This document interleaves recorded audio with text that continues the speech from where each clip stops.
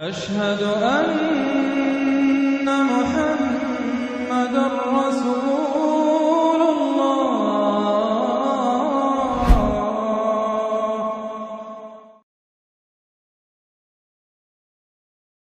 أعوذ بالله من الشيطان الرجيم بسم الله الرحمن الرحيم الحمد لله رب العالمين الرحمن الرحيم مالك يوم الدين إياك نعبد وإياك نستعين اهدنا الصراط المستقيم صراط الذين أنعمت عليهم غير المغضوب عليهم ولا الضالين آمين اللهم صل على محمد وعلى آل محمد كما صليت على إبراهيم وعلى آل إبراهيم إنك حميد مجيد اللهم بارك على محمد وعلى آل محمد কামা বারাকতা আলা ইব্রাহিম ওয়া আলা আলি ইব্রাহিম ইন্নাকা হামিদুম মাজিদ। আসসালামু আলাইকুম ওয়া রাহমাতুল্লাহি ওয়া বারাকাতুহু। আমরা যে বিষয় নিয়ে কথা বলছিলাম যে ইয়াজুজ মাজুজ নিয়ে, তো আমরা এর মধ্যে যেহেতু দুইটা পর্বে আমরা যেটা কথা বলছিলাম যে ইয়াজুজ মাজুজ সম্পর্কে মানুষের প্রচলিত ধারণা কী সেটার উপরে আমরা একটু আলোকপাত করছিলাম। তারপরে ইয়াজুজ মাজুজের যে মূল যে শব্দটা জুজ, ওর উপর ভিত্তি করে ইয়াজুজ মাজুজের ব্যাখ্যাটা কী এটা মালয়েশিয়ান একজন স্কলারের আন্ডারস্ট্যান্ডিং থেকে আমরা শেয়ার করছিলাম। কোরআন ও হাদিসের আলোকে ইয়াজুজ মাজুজের পরিচিতি আমরা দিছিলাম। ইয়াজুজ মাজুজ কী করে, ওদের চারিত্রিক বৈশিষ্ট্য সম্পর্কে আমরা কথা বলছিলাম এবং এদের টার্গেট বা মিশনগুলো কী, কীভাবে ওরা মানুষের উপর প্রভাব ফেলে, এই জন্য পৃথিবীর মেইন ইস্যুগুলোকে ওরা কীভাবে ওদের কন্ট্রোলে নিয়ে এনেছে, যেমন ইকোনমি, অর্থনীতির সমস্ত অঙ্গগুলো, ব্যাংকিং ব্যবস্থা, তারপর হচ্ছে যে আমাদের যে খাবারের ব্যবস্থাগুলো, যেরকম রাজনীতি ব্যবস্থাগুলো, সেগুলি ওরা কীভাবে কন্ট্রোল নিয়েছে সেটার উপর আমরা আলোচনা করছিলাম। এবং গতবার আমরা বেসিক্যালি যেটা বলছিলাম সেটা হচ্ছে ফ্যাসাদ কী এবং কীভাবে এটা করে। কারণ ইয়াজুজ মাজুজের মেইন দায়িত্ব আল্লাহ ওদেরকে দিয়েছে যে ওরা পৃথিবীর মধ্যে ফ্যাসাদ করতে হবে। আল্লাহর সৃষ্টি নিয়ে কীভাবে ওরা ফ্যাসাদ করে সেই জিনিসটা আমরা আলোচনা করছিলাম গত পর্বে। একই সাথে কোরআন ও হাদিসের আলোকে এদের অরিজিনাল অবস্থানটা কোথায় ছিল সেটা আমরা দেখাতে চেষ্টা করছিলাম, বিশেষ করে কোরআনের আলোকে যে সূরা কাহাফের আল্লাহ যে আয়াতগুলো দিচ্ছে সেই আয়াতগুলো থেকে আমরা পৃথিবীর মানচিত্রের মধ্যে ওইটার পজিশনটা কোথায় ছিল, ওই দেওয়ালটা আমরা বের করার চেষ্টা করছিলাম। আজকে আমরা যেটা নিয়ে কথা বলবো সেটা হচ্ছে জমিনে ইয়াজুজ মাজুজের দেয়াল দেখার প্রমাণটা আমরা প্রুভ করব। ইয়াজুজ মাজুজ বের হবার জন্য শর্ত কী ছিল সেই শর্তগুলো আমরা কথা বলবো।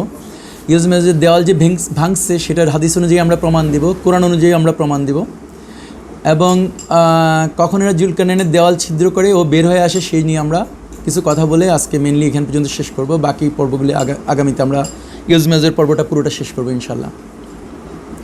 সো জমিনে যে ইয়াজুজ মাজুজের দেওয়াল দেখছিল এটার প্রমাণ হচ্ছে এই দুইটা হাদিস। যেমন আমাদের রিসেন্টলি একটা সময়ে আমাদের মুফতি কাজী ইব্রাহিম, আল্লাহ ওনাকে স্পেশাল জাজা দিক, উনি বলছিলেন একটা কথা বলতে গিয়ে উনি বোঝাতেছিলেন যে পৃথিবীর মাটির নিচে আরেকটা পৃথিবী আছে এবং সেই পৃথিবীতে উনি ইয়াজুজ মাজুজকে আছে এটা উনি ধারণা করছেন। কারণ হচ্ছে পৃথিবীর ভিতরে আরও 7টা পৃথিবী আছে, যেরকম 7টা আকাশ আছে আমাদের উপরে। তো বাট আমরা যেটা জানি যে কোরআনের আয়াতগুলো যে আমরা গত পর্বে যেটা দেখালাম যে আসলে এটা পৃথিবীর একটা ভূমি যেখানে ব্ল্যাক সি এবং কাস্পিয়ান সি এবং তারপর হচ্ছে ককেশাস মাউন্টেন সেটা ছিল, এখানে বাদ ছিল। বাট আজকে এখানে আমরা হাদিস থেকে দেখাচ্ছি যে কী আছে, যে এটা বলতেছে একজন মানুষ মানে একজন সাহাবী রাসূল ইসলামকে বলেছিল যে সেই ইয়াজুজ মাজুজের দেয়াল দেখেছে। আমি এখানে ইংরেজি থেকে ট্রান্সলেট করছি তো এই জন্য এরকম একটু হতে পারে। রাসূলুল্লাহ ইসলামকে তাকে জিজ্ঞেস করেন তুমি দেওয়ালটিকে কেমন দেখতে পেয়েছো? উত্তরে ওই ব্যক্তি বললেন আমি ওটাকে আল বুর্দ আল মুহাব্বির বা ডোরা কাটা কাপড়ের ন্যায় দেখেছি। রাসূল ইসলাম তখন ওনাকে বলছে যে তুমি তা দেখেছো, মানে ওই দেওয়ালটা তুমি দেখছো। এটা হাদিসটা ইমাম আল বুখারী তার সহিতে উল্লেখ করেছেন, যেভাবে রেফারেন্সটা আছে এখানে। আরেকটা হাদিস আছে এরকম যেটা ইবনে জারিরের কোরআনের তাফসিরের মধ্যে উনি আনছে। এটা হচ্ছে কাতাদারা দিলতার থেকে বর্ণিত যে যখন মানুষটি রাসূল ইসলামকে বলল যে সেই ইয়াজুজ মাজুজের দেয়াল দেখেছে তখন তাকে তার বর্ণনা দিতে বলা হলো। লোকটি বলল ওটা দেখতে অনেকটা ডোরা কাটা কাপড়ের মতো, লাল ও কালো ডোরা। রাসূল ইসলাম তার প্রেক্ষিতে বলছে যে তুমি তা দেখেছো, মানে সে আসলেই ওই দেওয়ালটা দেখছে।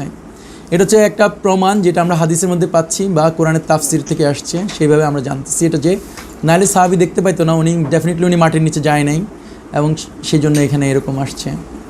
সো ইয়াজুজ মাজুজ যে বের হবে সেজন্য হাদিসের কিছু শর্ত দিচ্ছে। এই হাদিসটা আপনি মুস্তাদ ইমাম আহমেদ অথবা তিরমিজি এই দুইটা হাদিস বইতে আছে। এখানে বলতেছে রাসূল ইসলাম বলছে যে নিশ্চয়ই ইয়াজুজ মাজুজ প্রত্যেক দিন দেওয়ালটিকে গর্ত করে। তার মানে হচ্ছে জুলকারনাইন যখন থেকে দেওয়ালটা বানাইছে তারপর থেকে ইয়াজুজ মাজুজ এটা বের হওয়ার জন্য চেষ্টা করে, ওইটাকে ছিদ্র করার চেষ্টা করে যতক্ষণ না তারা তাদের গর্তের ভিতর হতে সূর্যের রশ্মি দেখতে পায়। তার মানে হচ্ছে ওরা যদি কথার কথা উত্তর দিক থেকে গর্ত করতে থাকে, দক্ষিণ দিকের প্রায় শেষ মাথায় আসলে ওই পাড়ে ওরা সূর্য দেখতে পায়, সূর্যের রশ্মি দেখতে পায়। তখন তাদের নেতা বলে উঠে ফিরে চলো, আমরা কাল এসে শেষ করবো বা তোমরা কাল এসে শেষ করবে। পরদিন তারা যখন আসে দেওয়ালটা পূর্বের ন্যায় মজবুত দেখতে পায়, মানে আগের দিন যতটুকু ছিল আবার পুরো দেওয়ালটা আপনি আপনি পুরোটা ভরে যায়। তো এমন চলছে বা চলতে থাকবে যে পর্যন্ত না তাদের নির্দিষ্ট ক্ষণটি আসছে। ওই যে কোরআনে যে আয়াতটা আমরা ওই দিন গতকালকে বলছিলাম যে ওই আয়াতটা মনে রাখার জন্য গত ক্লাসের বা গত সেশনে, সেখানে একটা নির্দিষ্ট ক্ষণ জুলকারনাইন বলতেছে যখন ওই টাইমটা আসবে তখন আমার আল্লাহ এই দেওয়ালটাকে মাটির সাথে চূর্ণ বিচূর্ণ করে দেবে। তো যে পর্যন্ত এখানে হাদিসে বলতেছে যে পর্যন্ত না তাদের জন্য নির্দিষ্ট ক্ষণটি আসছে আর আল্লাহ চাইবে মানুষের বিরুদ্ধে তাদের পাঠাতে, সেই সময়ে তারা ওই পর্যন্ত গর্ত খুঁড়বে যাতে তারা গর্তের ভিতর দিয়ে সূর্যের রশ্মি দেখতে পায় এবং তাদের নেতা বলে উঠবে ফিরে চলো। যেদিন ওই টাইমটা আসবে সেদিন ও বলবে ফিরে চলো, ইনশাআল্লাহ তোমরা কাল এসে শেষ করবে। সো পার্থক্য হচ্ছে ওরা ইনশাআল্লাহ যোগ করবে। যেদিন আল্লাহ ওদেরকে চাইবে, জাস্ট ইমাজিন করেন আপনার এরকম মিনিংটা হচ্ছে এরকম, লেটসে জুলকারনাইন যখন ওই দেওয়ালটা বানাচ্ছে তারপরের 1000 বছর যদি হয় বা 500 বছর হয়, সেই 500 বছরের প্রতিদিনই ইয়াজুজ মাজুজ এটা ছিদ্র করতেছে, ছিদ্র করে করে দেওয়ালের এক পাশ থেকে আরেক পাশে আসছে এবং অপর পাশের ও সূর্যের আলোও দেখতেছে। তখন ওদের নেতা বলে ফিরে চলো তোমরা কাল এসে শেষ করবে, বা সুপারভাইজার এটা বলে, এবং ওরা চলে যায়। চলে যাওয়ার পরে দেওয়ালটা যতটুকু চওড়া ছিল আবার রাতের মধ্যে ওই পরিমাণ চওড়া হয়ে যায়। তারপরে হাদিসের মধ্যে বলতেছে যেদিন নির্দিষ্ট ক্ষণ আসবে সেই দিনে কী হবে, ওরা নেতা যখন ফিরে যাবে যাওয়ার সময় বলবে যে ইনশাল্লাহ তোমরা কাল এসে শেষ করবে। আর ইনশাল্লাহ বলার জন্য পরদিন তারা এসে দেখবে দেওয়ালটি তারা যে অবস্থায় রেখে গিয়েছিল সেই অবস্থায় আছে। মানে যদি ওরা যদি দেওয়ালটা লাইক অলমোস্ট 95% বা সামথিং ওরা গর্ত করছিল সেটা ওই অবস্থায় আছে, তখন তারা তার দেওয়ালটা ভেদ করবে এবং মানবজাতির বিপক্ষে অবস্থান নেবে। এটা হচ্ছে যে মুসনাদি ইমাম আহমেদ বা তিরমিজি শরীফের হাদিসের ইংরেজি থেকে ট্রান্সলেশন। এখানে আরেকটা হাদিস আছে, এটা হচ্ছে আবু হুরায়রা রাদিয়াল্লাহু তাআলা থেকে বর্ণিত। এটা মুসনাদে আহমেদে আসছে, তিরমিজি শরীফে আসছে, ইবনে মাজাতে আছে। আবু হুরায়রা অলমোস্ট সিমিলার হাদিস, জাস্ট আমি ডাবল এখানে লেখার রিজনটা হচ্ছে একটু শুধু দুই একটা কথা এদিক ওদিক আছে, বাট মূল জিনিসটা হচ্ছে সেম। এখানে দেখেন যখন ওরা বলতেছে যে কিন্তু আল্লাহ সুবহানাহু ওয়া তাআলা দেওয়ালটিকে পূর্বেকার ন্যায় চড়া করে দেন আর ইয়াজুজ মাজুজ পুনরায় দেওয়ালটিতে গর্ত করতে সরেন। এখানে হাদিসটা একটু বড় ডিটেলস করে দিছিল। এই প্রক্রিয়া প্রতিদিন চলতে থাকবে যতক্ষণ পর্যন্ত আল্লাহ তাদের বন্দি রাখতে চান। এখানে এই ল্যাঙ্গুয়েজটা শুধু এরকম আছে, বন্দি রাখতে চান। যখন আল্লাহ তাদের ফ্রি করতে চাইবেন তখন দিন শেষে তারা বলবে আল্লাহ চায় তো কাল আমরা ভেঙে শেষ করব, ভেঙে বের হব। পরদিন তারা এসে দেখবে দেওয়ালটি যে অবস্থায় আগের দিন তারা রেখে গিয়েছিল তেমনই আছে। অবশেষে তারা দেওয়ালের অবশিষ্টাংশ ভাঙবে ও পৃথিবীতে তাদের উত্থান হবে। সো এখান থেকে আমরা যে জিনিসটা বুঝতেছি যে দেওয়াল ভাঙার মেইন যে সূত্র, দেওয়াল ভাঙার যে মেইন চাবিকাঠি, সেটা হচ্ছে যে তারা যেতদিন না ইনশাআল্লাহ বলবে ততদিন পর্যন্ত দেওয়াল ভাঙতে পারবে না। এই জন্য আমরা আগে দেখাইছিলাম যে ইয়াজুজ মাজুজ ইনশাআল্লাহ বলে। ইয়াজুজ মাজুজ ইনশাআল্লাহ বলার রিজনটা দিয়ে প্রুফ হয় যে তারা আমাদের মতো হিউম্যান বিইং এবং তারা জানে যে আল্লাহ চাইলে শুধু কাজ হয়, এটাও ওদের নলেজে আছে। সো তারা আল্লাহকে স্বীকার করে, আল্লাহ সম্পর্কে তাদের নলেজ আছে, এবং যেহেতু তারা আল্লাহ সম্পর্কে নলেজ আছে সেহেতু আমরা জানি যে তারা হচ্ছে ইনসান। বাট আমরা আরেকটা হাদিস দিয়ে আমরা আগে বলছিলাম যে তারা আদম সন্তান। সো ইয়াজুজ মাজুজ দেওয়াল ভাঙছে, আমরা যে উপরে দুইটা কন্ডিশন দিলাম, সেই কন্ডিশনের ভিত্তিতে আমরা দেখি যে হাদিসের সাথে এখন চেক করে দেখি যে ওইটা হওয়া সম্ভব কিনা। এখানে হচ্ছে বুখারী এবং মুসলিম শরীফের টোটাল প্রায় 11টা হাদিস আছে ইয়াজুজ মাজুজ সংক্রান্ত। এখানে আমি জাস্ট কয়েকটা নাম্বার দিছি। এখানে হচ্ছে প্রায় আমি যেমন বই নম্বর 55, 1, 2, 3, 4, 5, 6টা, এখানে আমি 6টা রেফারেন্স দিচ্ছি, বাট অ্যাকচুয়ালি 11টা হাদিস আছে। এই 11টা হাদিস কোনোটা হচ্ছে 8টাই হচ্ছে জয়নাব বিনতে জাহাশ রাদিয়াল্লাহু তাআলা আনহা থেকে বর্ণিত, আর আব্দুল্লাহ ইবনে আব্বাস এবং আবু হুরায়রা রাদিয়াল্লাহু তাআলা থেকে হচ্ছে 2টা হাদিস আছে বা 3টা হাদিস আছে। এবং ওনারা যে এই কথাগুলি বলছে হাদিসগুলির মূল জিস্ট হচ্ছে এটা যে ইয়াজুজ ও মাজুজের দেওয়ালে একটা পথ খোলা হয়েছে। হাদিসটার অনেকটা শুরুটা এরকম, জয়নাব রাদিয়াল্লাহু তাআলা আনহার ঘরে একদিন রাসূল ইসলাম ঘুমাচ্ছিলেন, আর হঠাৎ করে উনি ভয়ের মতো করে ওনার চেহারার মধ্যে ভীতি নিয়ে উনি জেগে উঠছেন। ওনার বলছে যে হাদিসে বলছে যে ওনার মুখটা লাল হয়ে গেছে এবং এটার মধ্যে ভীতির চেহারা ছিল। এবং উনি একে জয়নাব রাদিয়াল্লাহু তাআলা যখন জিজ্ঞেস করছে তখন উনি বলছে যে ও টু আরব, মানে আরবদের ধ্বংস, যে আজকে ইয়াজুজ মাজুজের দেওয়ালে ফাটল হয়েছে। আরেকটা হাদিসে বলছে দেওয়ালে গ্যাপ হয়েছে, আরেকটা হাদিসে আছে ছিদ্র হয়েছে। এবং তারপরে হাদিসগুলিতে আল্লাহ রাসূল সাল্লাল্লাহু আলাইহি ওয়াসাল্লাম এই 4টা সংখ্যা দিছে। কোনো হাদিসে বলছে 9 পরিমাণ ছিদ্র হয়েছে। এখানে আঙ্গুল দিয়ে দেখাইছে, যে সাহাবী থেকে রেওয়ায়েত সেই সাহাবীরা বুড়ো আঙ্গুল এবং তর্জনী দিয়ে ওনারা দেখাচ্ছে 9, 90, 10, 100 এই 4টা সংখ্যা বলছে। কিন্তু হাদিসে বলা হয়নি যে এই সাইজগুলো কি ইঞ্চি বা ফুট বা মিটার। সো যেমন একটা হাদিসে এই ধরনের, আমি এখানে একটা হাদিসকে জাস্ট কোট করছিলাম, এটা বুখারী থেকে। আবু হুরায়রা রাদিয়াল্লাহু তাআলা আনহু বর্ণিত রাসূল ইসলাম বলেছেন ইয়াজুজ মাজুজের দেওয়ালে একটা গর্ত খুলেছে। উহাইব রহমতুল্লাহ আলাইহি ইনি হচ্ছে উপরে রেওয়ায়েতকারী, 90 এর চিহ্ন অঙ্কন করলেন তার হাতে শাহাদাত ও বৃদ্ধাঙ্গুলি সংযোগ করে। সো জাস্ট ইমাজিন করেন 11টা হাদিসে আমরা পাচ্ছি বুখারী আর মুসলিমের মধ্যে, শুধু অন্যান্য হাদিস গ্রন্থ ছাড়া, যেখানে আল্লাহ রাসূল সাল্লাল্লাহু আলাইহি ওয়াসাল্লাম ওনার জীবদ্দশায় যখন উনি জয়নাব বিনতে জাহাশকে বিয়ে করছে সেটা হচ্ছে উনি মদিনার সময়ে, আর যখন সূরা কাহাফ এসছে সেটা হচ্ছে উনি মক্কার সময়ে। মক্কার সময় উনি বলতেছে যে জুলকারনাইন ওই দেওয়াল তৈরি করছে, তার মানে হচ্ছে রাসূল ইসলাম যেদিন দেওয়াল তুলছে এই গল্পটা বলতেছে বা এই কাহিনীটা ওদেরকে বলতেছে কোরআন থেকে, তার অনেক আগে জুলকারনাইন আলাইহিস সালাম ওই দেওয়ালটা বানাচ্ছে।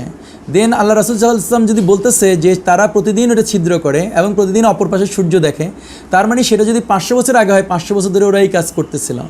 আর এখানে জয়নাব বিনতে জাহাশকে বিয়ে করছে রাসূল ইসলাম মাদানী লাইফে, মাদানী সময়ে, এবং জয়নাব বিনতে জাহাশের ঘরে উনি যদি ছিলেন তাহলে এটা মাদানী সময়ের কোনো একটা শেষের দিকে, লাস্টের 3 ইয়ার্স 4 ইয়ার্সের কোনো এক সময়ে উনি এই হাদিসগুলি বর্ণনা করছে। যদি এই হাদিসগুলি ওইখানে আসে তার মানে হচ্ছে ওই সময় এসে দেওয়ালটা তো এর আগের দিন পর্যন্ত ছিদ্র হচ্ছিল, আবার ভরে যাচ্ছিল। রাসূল ইসলাম তখন বলতেছিল না যে ছিদ্র হয়েছে 9, 90, 100, যেদিন এটা বলছে তার আগের দিন, তার মানে ইনশাল্লাহ বলার কারণে আজকে সকালবেলা বা দুপুরবেলা যখন উনি ঘুমাচ্ছে জয়নাব রাদিয়াল্লাহু আনহার ঘরে, তখন হচ্ছে এই সিচুয়েশন হচ্ছে। আমি দিনের বেলায় বলার রিজনটা হচ্ছে এটা যে জয়নাব রাদিয়াল্লাহু আনহা বলছে ওনার চেহারা লাল হয়েছে, রাতের বেলা হলে লাল দেখাটার কোনো সুযোগ ছিল না, ওই সময়ের আমলে যেরকম সিস্টেম ছিল লাইটিংয়ের। সো দিনের বেলা হওয়ার কথা এবং হাদিসটা ওইভাবেই রিফ্লেক্ট করে। সো সেই জন্য বলতেছি দিনের বেলা যদি এটা হচ্ছে তাহলে ওই দিন দিনের বেলা কোনো এক সময় ওই দেওয়ালটা ছিদ্র হয়েছে।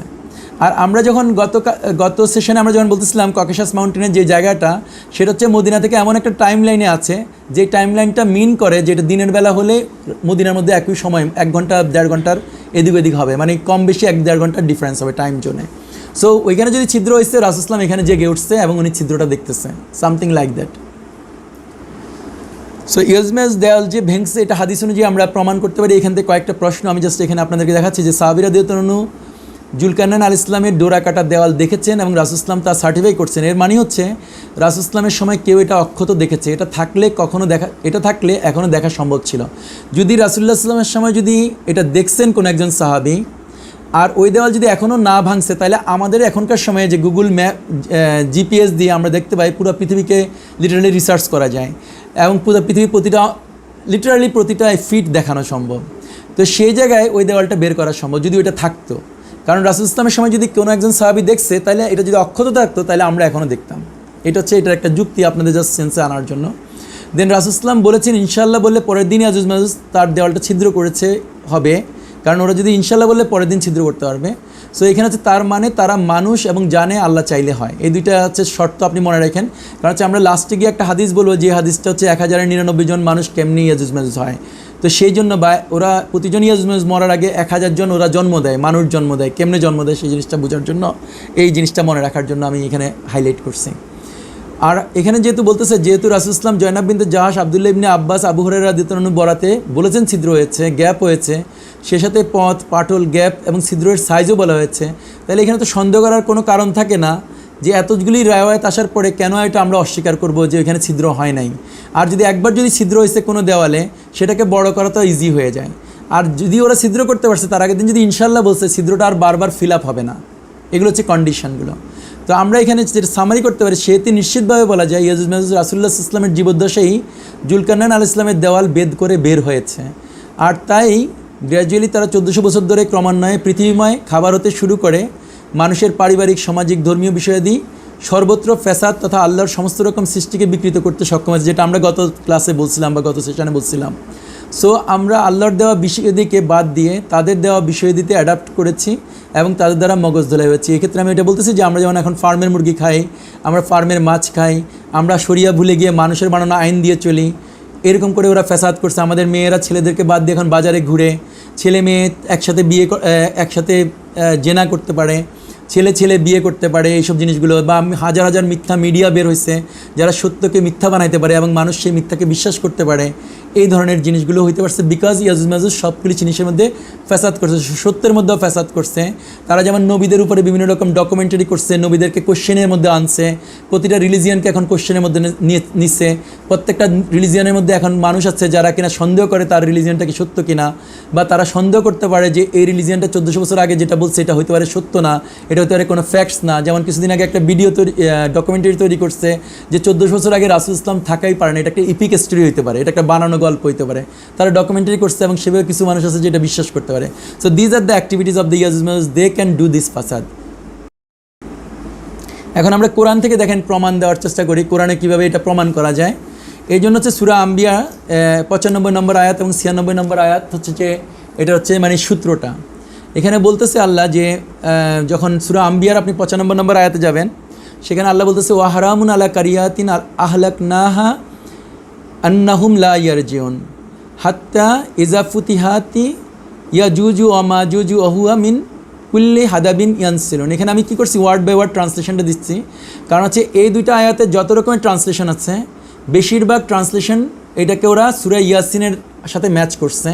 সূরা ইয়াসিনের মধ্যে একটা জিনিস আছে যেখানে আল্লাহ বলতেছে যেসব জাতিকে উনি ধ্বংস করছে সেসব জাতিরা আর কখনো ফিরে আসবে না। ওইখানে আল্লাহ মিন করছে যে আমি আদ জাতিকে ধ্বংস করছি, আদ জাতি আর কখনো ফিরে আসবে না। সামুদ জাতিকে ধ্বংস করছি, কখনো ফিরে আসবে না। ফিরআউনকে ধ্বংস করছি, কখনো ফিরে আসবে না। কওমে লুতকে ধ্বংস করছে, ওইটা ফিরে আসবে না।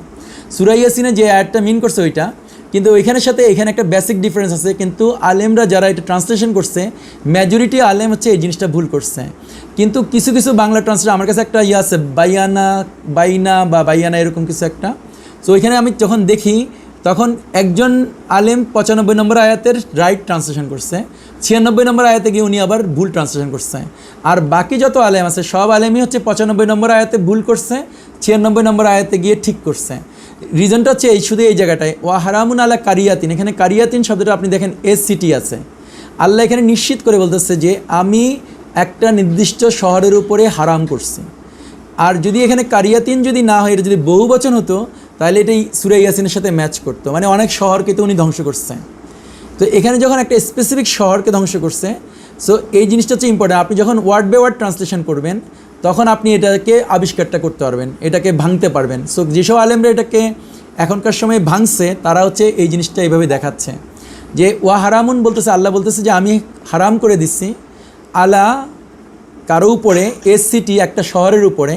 যখন একটা শহরের উপরে হারাম করে দিচ্ছে যে আহলাকনাহা, যেটাকে আমি ধ্বংস করছি, যে শহরকে আমি ধ্বংস করছি সেই শহরের উপরে হারাম করে দেওয়া হয়েছে যে তারা যাতে ফিরতে পারবে না, ওই শহরে আর ফিরতে পারবে না। তার মানে হচ্ছে ওই শহরের অধিবাসী যারা, যে শহরটাকে আল্লাহ ধ্বংস করছে ওই শহরে যারা অধিবাসী ছিল সেই অধিবাসীরা ওই শহরে আর কখনো ফিরতে পারবে না। তারপরে আল্লাহ একটা শর্ত দিচ্ছে যে আনটিল, হাত্তা মানে হচ্ছে আনটিল, যতক্ষণ পর্যন্ত না, ইজা ফুতিহাতিন, যতক্ষণ পর্যন্ত না ইয়াজুজ মাজুজ ফুতিহাত মানে বের না হয়েছে এবং তারা ছড়াই না পড়ছে বা উপরের থেকে এলিভেটেড উপরের অংশ থেকে নিচের দিকে নেমে গেছে। এটা আরেকটা ব্যাখ্যা। এই যে হাদাবিনিয়ান সেরুন মানে হচ্ছে আরেকটা অর্থ হতে পারে এরকম যে সব কিছু যারা দায়িত্বশীল পজিশনগুলো, সব কিছুর উপরের পজিশনগুলো যেন ওরা হোল্ড করবে, যতক্ষণ তো ওরা কন্ট্রোল না নেবে। মানে উপরের পজিশন বলতে লেটসে ওরা হচ্ছে মেইন ইন্টেলেকচুয়ালি ক্যাপাবল লোক, যারা মিডিয়াকে কন্ট্রোল করতে পারে, তারা ব্যাংকিং সেক্টরকে কন্ট্রোল করতে পারে, ইকোনমিকে কন্ট্রোল করতে পারে, এগ্রিকালচারকে কন্ট্রোল করতে পারে, গভর্নমেন্টকে কন্ট্রোল করতে পারবে। যতক্ষণ পর্যন্ত ওরা ওই কন্ট্রোল না নিতে পারবে ততক্ষণ পর্যন্ত ওই শহরের অধিবাসীরা ওই শহরে আর ফিরতে পারবে না। এটা হচ্ছে যে এটার এই দুইটা আয়াতের মিনিং। তো আমি এখানে দেখেন কয়েকটা অর্থ আমি এখানে দিছি।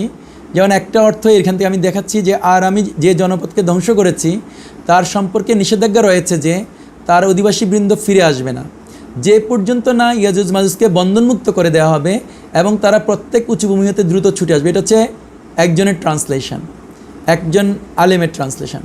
আরেকটা হচ্ছে এরকম যে আমি এটা আমি এটার উপরে ভিত্তি করে আমি এটাকে সাজাইছি যাতে আমরা বুঝতে পারি, মানে একই জিনিসই রাখা আছে, শুধু ওয়ার্ডিংগুলিকে বোঝার জন্য সাজানো হয়েছে, রিফ্রেজিং করা হয়েছে।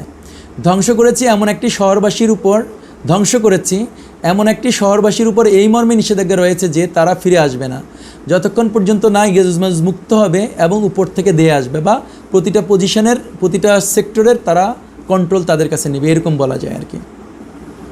তো এখানে আমি যখন এটাকে আরেকটু ভাঙছি, মানে আয়াতগুলিকে আরেকটু ভাঙছি আমাদের বোঝার জন্য, যে আর আমি যে জনপদকে ধ্বংস করেছি তার সম্পর্কে নিষেধাজ্ঞা রয়েছে যে তারা অধিবাসীবৃন্দ ফিরে আসবে না, যে পর্যন্ত না ইয়াজুজ মাজুজকে বন্ধনমুক্ত করে দেওয়া হবে এবং তারা প্রত্যেক উঁচু। এগুলো আসলে বিভিন্ন ট্রান্সলেটরের ট্রান্সলেশন থেকে নেওয়া হয়েছে, সো দ্যাট আপনি একটু ডিফারেন্সগুলি বুঝতে পারেন। এখন আমি এখানে যে লাল কালি দিয়ে যেটা করছি যে একটি শহরবাসীর উপর, এখন যখন আল্লাহ দেখতেছেন আপনি এখানে যে একটি শহরকে, এটা যে কারিয়াতিন মানে হচ্ছে একটা শহর, কোশ্চেন হচ্ছে যে কোন শহর, এটা আমাদের যদি আনসার বের করতে পারি তাহলে অনেক সুযোগ হবে যে ওই শহরবাসীরা ওই শহরে ফিরছে কিনা, সেটা হচ্ছে চেক করার সুযোগ থাকবে। এবং ওই শহরবাসীর উপর নিষেধাজ্ঞা রয়েছে যে তারা ফিরে আসবে না, একটা জাতির উপরে নিষেধাজ্ঞা আল্লাহ দিছে, হারাম করে দিছে ওরা ফিরতে পারবে না। কতক্ষণ পর্যন্ত? যতক্ষণ পর্যন্ত ইয়াজুজ মাজুজ না মুক্ত হবে। তো আমাদের যদি গবেষণা করার জন্য আমরা যদি খুঁজে বের করি কোরআনের মধ্যে যে কোন শহরকে আল্লাহ ধ্বংস করছে আর ওই শহরের অধিবাসীদেরকে আল্লাহ হারাম করে দিয়েছে যাতে ওরা শহরে ফিরতে পারবে না, এবং ইয়াজুজ মাজুজ যখন প্রতিটা পৃথিবীর জিনিসের উপরে কন্ট্রোল নেবে তখন শুধু ওরা ফিরতে পারবে। তখন এটার জন্য আপনি যদি সূরা বাকারা 259 নম্বর আয়াতে যান তখন আপনি একটা ইন্ডিকেশন পাচ্ছেন। আমি এখানে 259 নম্বর আয়াতটা আনছি। এখানে আপনারা সবাই এটা বেসিক্যালি জানেন, আমি আর ডিটেইল পড়তেছি না, সো দ্যাট আমরা টাইম ম্যানেজ করতে পারবো। বলছে তুমি কি সে লোককে, এখানে আমি ব্র্যাকেটে উজাইর লিখে দিচ্ছি কারণ এটা তাফসিরের মধ্যে উজাইর আলাইহিস সালাম আছে, তুমি কি সে লোককে দেখোনি যে এমন এক জনপদ দিয়ে যাচ্ছিল যার বাড়িঘরগুলো ভেঙে ছাদের উপর পড়েছিল? তারা বলল, সে বলল, কেমন করে আল্লাহ মরণের বা ধ্বংসের পর একে জীবিত করবেন? মানে ওই ভদ্রলোক বা ওই নবী, অ্যাকচুয়ালি আমরা তো জানি যিনি নবী যেহেতু উজাইর আলাইহিস সালাম, উনি যেহেতু নবী উনি জানতেন এই যে শহরটার উপর দিয়ে উনি যাচ্ছেন, যে শহরকে উনি ধ্বংস করে দিছে আল্লাহ, এবং উনি দেখতেছে যে ওইটার ছাদগুলো পড়ে আছে বাড়িঘরের উপরে। উনি ওইখান থেকে যখন গাদার পিঠে করে যাচ্ছে উনি নিজে নিজে চিন্তা করতেছিল আল্লাহ এই ধ্বংসপ্রাপ্ত শহরটা কীভাবে আবার জীবিত করবেন, কারণ উনি জানে অ্যাজ এ নবী হিসাবে যে এই শহরকে আবার কিয়ামতের আগে জীবিত করবে আল্লাহ। সেই জন্য ওনার এই প্রশ্নটা মনে ছিল। এই জন্য আল্লাহ ওই আয়াতে আরও শেষ করছে। আমি এই আয়াতটা বেশিরভাগ মানুষ জানে যে অতঃপর আল্লাহ তাকে মৃত অবস্থায় রাখলেন 100 বছর, তারপর তাকে উঠালেন, বললেন কতকাল এভাবে ছিলেস? বলল আমি ছিলাম একদিন কিংবা একদিনের কিছু কম সময়। বললেন, আল্লাহ বললেন তা নয়, বরং তুমি তো ছিলে 100 বছর, 100 বছর। এবার চেয়ে দেখো নিজের খাবার ও পানীয়ের দিকে, সেগুলো পচে যায়নি, এবং দেখো নিজের গাধাটির দিকে, আমি তোমাকে মানুষের জন্য দৃষ্টান্ত বানাতে চেয়েছি, আর হাড়গুলোর দিকে চেয়ে দেখো আমি এগুলোকে কেমন করে জুড়ে দিই এবং সেগুলোর উপর মাংসের আবরণ পাঠিয়ে দিই। অতঃপর যখন তার উপরে এই অবস্থা প্রকাশিত হলো তখন বলে উঠল, আমি জানি নিঃসন্দেহে আল্লাহ বিষয়ে ক্ষমতাশীল। এটা সূরা বাকারার 259 নম্বর আয়াত। তো এখানে যে জন্য আমি একটা আনছি, এই যে নবী, সেই নবী কোন জনপদে গেছিল, কোন শহরকে দেখছিল যেটা ধ্বংসপ্রাপ্ত? যখন আপনি তাফসির পড়বেন সব আলেমরাই বলছে ওই শহরটা হচ্ছে জেরুজালেম। ঠিক আছে? সো আমরা একটা শহরকে পাচ্ছি যে শহরে একজন নবী ভিজিট করছে, এটা একটা নির্দিষ্ট স্পেসিফিক শহর, সেই শহরের মধ্যে বলতেছে যে ওই শহরের অধিবাসীরা হারাম করে দিয়েছে ওই শহরে আসাটা, আর ওই শহরকে আল্লাহ ধ্বংস করছে, আর উজাইর আলাইহিস সালাম সেই শহর দিয়ে যাচ্ছে। এটা একটা রেফারেন্স আপনাদের জন্য। দেন আমরা যদি সূরা বনী ইসরাঈলে যাই 4-6 নম্বর আয়াত পড়ি, এই আয়াতগুলি কিছু লম্বা তাফসির লাগবে, আমি যতটুকু সময় শর্টকাটে বলার চেষ্টা করি, তারপর আপনারা আবার নিজেরা পড়ে নিতে পারেন। এখানে 4 নম্বর আয়াত আল্লাহ বলতেছে, আর আপনারা সবাই জানেন যে মুসা আলাইহিস সালাম যখন ফেরাউনের কওম থেকে আসছিল তখন মুসা আলাইহিস সালাম তার কওমকে মানে বনী ইসরাঈলীদেরকে বলছে তোমাদের জন্য আল্লাহ ওই শহরে ঢুকতে বলছে। ওরা বলছে তুমি আর তোমার আল্লাহ গিয়ে যুদ্ধ করো, আমরা এখানে বসলাম। আপনারা যারা কোরআন পড়ছেন তারা বেসিক্যালি এই জিনিসগুলি জানার কথা, সো আমি এগুলো ডিটেল বলতেছি না। ওদেরকে যে শহর দেখাইছিল তাফসির কারকরা সবাই একমত ওই শহরটা ছিল জেরুজালেম, যার জন্য ওরা 40 বছর যেহেতু ওরা ঢুকে নেয়, যেন ওদের শাস্তি হিসেবে ওরা ঘুরছিল ইয়া মরুভূমিতে, যেখানে ওরা মান্না সালাহ পাইছে। তারপর 40 বছর পরে ওরা জর্ডান দিয়ে গিয়ে তারপর ওই শহরে ঢুকছিল, সেই শহর থেকে ওদেরকে বের করে দিছে। এখন ওই শহরে আসলে পরে ওদের কিতাবে লেখা ছিল এই কথাটুকু, আল্লাহ বলতে সেটা হচ্ছে আমাদের কোরআনে ওদের কিতাব সম্পর্কে বলা হচ্ছে। সো কোরআনের আয়াত হচ্ছে এরকম যে আমি বনী ইসরাইলকে তাদের কিতাবে, এখানে হচ্ছে তাদের কিতাবে পরিষ্কার বলে দিয়েছি যে তোমরা পৃথিবীর বুকে দুবার অনর্থ সৃষ্টি করবে। এখানে অনর্থ এসছে, বাট আরবি ভাষায় আছে ফ্যাসাদ সৃষ্টি করবে, মানে তোমরা আল্লাহর আইন মানবা না, এটা হচ্ছে ফ্যাসাদ করা, এবং অত্যন্ত বড় ধরনের অবদ্ধতায় লিপ্ত হবে, এবং অন্যটা হচ্ছে তোমরা অনেকটা অহংকারী হবা। এরকম যেমন এখনকার মুসলমানরা অনেক অহংকারী হয়েছে এই টাইপের আর কি। অনেকে দেখবেন যে আমরা যখন কথা বলি তখন আমরা কি করি, মানে আমরা অ্যাসারশন করি যে আমার দলটা ঠিক, আমার আন্ডারস্ট্যান্ডিংটা ঠিক, এরকম যে এটা এক ধরনের হটিনেস। মানে আল্লাহ বলতেছে আল্লাহ শুধু সব জানে, মানুষের কাছে ফেরেশতা আসে না, মানুষের কাছে সে নবীও না, কিন্তু দেখবেন যে অনেক বড় বড় মানুষ যারা আল্লাহর বিষয় নিয়ে কথা বলে কিন্তু এমন একটা ওয়েতে কথা বলে যে সে যেটা বলছে এটাই ট্রু, তার দলটাই ট্রু, তার মতটাই ট্রু। এটা আসলে বনী ইসরাঈলীদের লক্ষণ, বনী ইসরাঈলীর নেতারাও এরকম করছিল। তো আল্লাহ বলতেছে ওইটা যখন ওরা ওরকম ফ্যাসাদ করছে, আল্লাহর আইনকে ছেড়ে ওরা মানুষের আইনকে অ্যাকসেপ্ট করছে, ঠিক বাংলাদেশে যেরকম হচ্ছে সারা পৃথিবীতে হচ্ছে এরকম, আল্লাহর আইনকে ছেড়ে অন্য কিছু করছে, আল্লাহ যাদেরকে আমির বানাবার অধিকার দিছে তাদেরকে না বানায় অন্যকে বানাইছে, এই ধরনের জিনিস যখন করছে তখন, বা হাউটিনেস করছে, অবাধ্যতা করছে। তারপরে 5 নম্বর আয়াতে বলছে অতঃপর যখন, মানে ওরা যে 2 বার করবে এটা হচ্ছে ওদের লাইক ডেস্টিনি, ওদের লাইক কদরের মধ্যে লিখে দিছে, ওদের তাকদিরে আল্লাহ সেট করে দিছে। তো আল্লাহ তারপর বলতেছে অতঃপর যখন প্রতিশ্রুত সেই 2টার প্রথমটা সময় এলো তখন আমি তোমাদের বিরুদ্ধে প্রেরণ করলাম আমার কঠোর যোদ্ধা বান্দাদেরকে। সো আল্লাহ বনী ইসরাঈলী যারা হচ্ছে best of the best people, নবীর ছেলের ছেলের ছেলে, 3টা নবী ওদের ফ্যামিলিতে, একের পর এক, ইব্রাহিম আলাইহিস সালাম, ইসাক আলাইহিস সালাম, ইয়াকুব আলাইহিস সালাম, ইউসুফ আলাইহিস সালাম থেকে বনী ইসরাঈলী জাতি আসছে। 12 ছেলে থেকে 12টা জাতি 12 ভাই আসছে এবং সেখান থেকে বনি ইসরায়েল এসছে। সেই বনি ইসরায়েলের মধ্যে মুসা আলাইহিস সালাম আসছে, ওদেরকে উদ্ধার করে নিয়ে আসছে, তারপর ওদেরকে প্রতি জেনারেশন নবী দিচ্ছে। এত কিছু করার পরেও ওরা যখন আল্লাহর অবৈধচরণ করছে এবং ওদের কথা অনুযায়ী ওরা যে দুইবার যখন অবৈধতা করছে, ফ্যাসাদ করছে, তখন আল্লাহ ওদের বিরুদ্ধে একটা কঠোর যোদ্ধা বান্দা পাঠাইছে। আমরা তাফসীর থেকে জানি ওদের বিরুদ্ধে মুশরিক ব্যাবিলনিয়ান সোলজারদেরকে আল্লাহ পাঠাইছিল এবং ওরা কী করছে, অতঃপর তারা জনপট্টির আনাচে কানাচে পর্যন্ত ছড়িয়ে পড়লো। এই ওয়াদা পূর্ণ হওয়ারই ছিল। আল্লাহ বলতেছে এই যে কদর ওদের জন্য সেট করছে এটা পূর্ণ হওয়ার ছিল। সো এখানে আপনি যে জিনিসটা ইম্পর্টেন্ট বোঝার জন্য, এই আয়াতে পুরোটা বুঝতেছেন না, বাট আমি একটু বলি তাহলে পরের আয়াতটা আপনি বুঝবেন। এখানে যে কঠোর যোদ্ধা বান্দারা যখন ওদের শহরে ঢুকে এবং ওদেরকে কী করছে, আমরা জানি তাফসীর থেকে যে ওদেরকে বন্দি করে নিয়ে গেছিলো, ওদেরকে স্লেভ বানায় নিয়ে গেছিলো, ওদের মহিলাদেরকে ওরা টর্চার করছিল, ওদের বাচ্চাদেরকে ওরা হত্যা করছিল, ওদের মসজিদকে ওরা ভেঙে ফেলছিল। পরের আয়াতে আল্লাহ এটা বলবে, আর একটু ডিটেল করে বলবে। তো যেহেতু এটা করছিল, কারা করছে, একটা মুশরিকরা করছিল। কাদের উপরে করছিল? যারা মুসলিম। বনি ইসরায়েলিরা ছিল মুসলিম, কারণ তাদের কাছে কিতাব ছিল। তো দেখেন এরপরে কি হয়, অতঃপর আমি তোমাদের জন্য তাদের বিরুদ্ধে পাল্লা ঘুরিয়ে দিলাম। ওই যখন ওরা বন্দী ছিল ব্যাবিলনে স্লেভ হিসেবে 70 বছর ছিল, এই 70 বছর থাকার সময় আল্লাহ ওদের বিরুদ্ধে কী করছে, পাল্লা ঘুরিয়ে দিচ্ছে। মানে আল্লাহ ওদের ফেভারে আসছে 70 বছর পরে। বিকজ এই 70 বছর ওরা যখন স্লেভ ছিল তখন দে আর ক্রাইং লাইক হেল, খুবই প্রচণ্ড রকম আল্লাহর কাছে কান্নাকাটি করতেছিল, তওবা ইস্তিগফার করতেছিল এবং ওরা চেষ্টা করতেছিল ফেরার জন্য। আমি এখানে আরেকটা জিনিস আপনাদেরকে জানার জন্য বলি, এটা হচ্ছে বনি ইসরাইলির রেওয়ায়াত থেকে বলতেছি। ওদের জন্য শর্ত দিছে ওদের নবী, যখন ওরা বন্দী ছিল তখন ওদের সাথে নবীও বন্দী ছিল। সেই নবীর কাছে আল্লাহর মেসেজ পাঠাইছে যে ওদের হচ্ছে মেইন দায়িত্ব হচ্ছে এই বন্দিদশা থেকে মুক্তির জন্য আল্লাহর কাছে দোয়া করা, যাতে ওরা আবার জেরুজালেমে ফিরতে পারে এবং যেই ধ্বংসপ্রাপ্ত শহরে ফিরতে পারে, ফিরে ওইখানে যাতে কিনা ওরা যে সুলাইমান আলাইহিস সালাম যে এই মন্দিরটা করছে, যেটাকে বলে হাইকেল অফ সুলাইমানিয়া বলে, সেই সুলাইমান টেম্পল যারা ওরা বানাবে এবং ওরা 12 জন নকিব নিযুক্ত করবে এবং শরিয়া অনুযায়ী ওরা 12 জন নকিব 12টা ট্রাইবকে চালাবে। এটা ছিল ওদের জন্য প্রমিস করতেছে আল্লাহর কাছে। এবং ওরা ওইখানে যখন সুলাইমান টেম্পল বানাবে তখন ওরা আবার পুনরায় কোরবানি চালু করবে। এগুলি ছিল ওদের নবী থেকে শর্ত ওদের জন্য। সো ওদের দিকে আল্লাহ এক পর্যায়ে 70 বছর পর আল্লাহ বলতেছে পাল্লা ঘুরিয়ে দিলে, মানে আল্লাহ ওদের পক্ষে আসছে, আবার আল্লাহ ওদের দোয়া কবুল করছে। তখন আল্লাহ কী করছে, ওদেরকে আবার প্রচুর ধন সম্পদ দিচ্ছে এবং ওদের জন্য যোদ্ধা সন্তান, পুত্র সন্তান, মানে ওদের জন্য যোদ্ধা দিয়ে সাহায্য করছে। মানে ওদের তখন থেকে ওদের অনেক প্রজেনি বেড়ছে। যেমন এখন আবার দেখেন ইহুদিদের প্রজেনি বাড়ে না, ইহুদিরা যতই চেষ্টা করে ওদের বংশবৃদ্ধি হয় না ওইভাবে। তো এই সময় আল্লাহ অনেক বংশবৃদ্ধি করছে এবং তোমাদেরকে জনসংখ্যার দিক দিয়ে একটা বিরাট বাহিনীতে পরিণত করলাম। তো 7 নম্বর আয়াতে দেখেন কি বলতেছে, বলতেছে যে তোমরা যদি ভালো করে, এটা হচ্ছে বনি ইসরায়েলিদেরকে জন্য একটা থ্রেট করতেছে এখানে, বা ওদেরকে নসিহা করতেছে আল্লাহ, তোমরা যদি ভালো করো, বনি ইসরায়েলদেরকে বলতেছে, তবে নিজেদেরই ভালো করবে, এবং যদি মন্দ করো তবে তাও নিজেদের জন্যেই। এরপরে আল্লাহ যে দ্বিতীয়, ওদের বলছে না ওদের জন্য 2টা কদর সেট করে দিয়েছে, তাকদির। এই জন্য এরপর বলতেছে যে এরপর যখন দ্বিতীয় সময়টি এলো তখন অন্য বান্দাদেরকে পাঠালাম, প্রেরণ করলাম।